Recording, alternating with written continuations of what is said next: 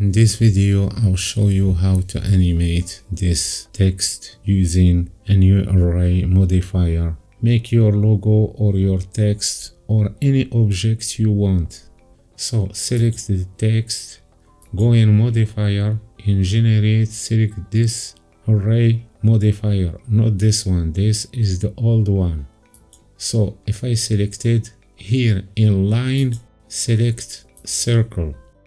Change the radius and disable this, disable this.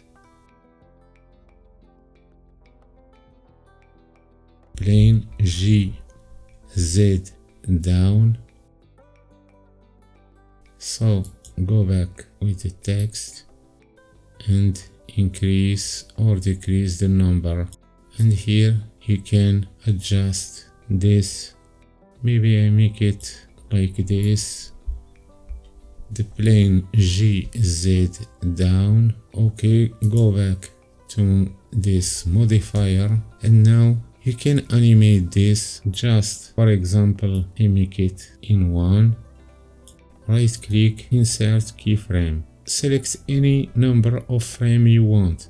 So I make it in 250 and I increase the number 27.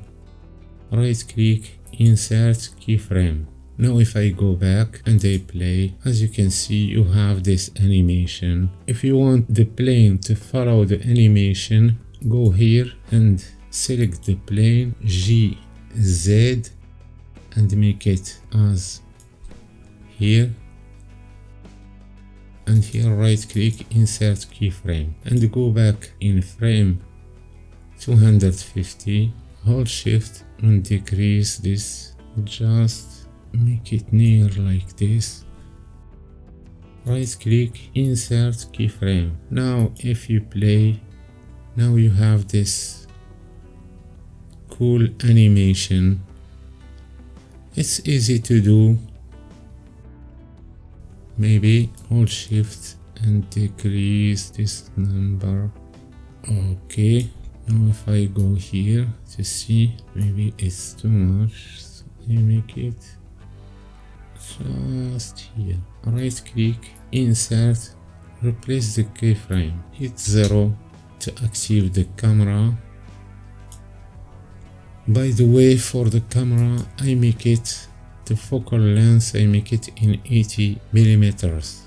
So if I go to render one image, as you can see, you have this cool image. You can give your logo this nice effect. If you want to learn more about other effects, check the video in the end. So I see you there.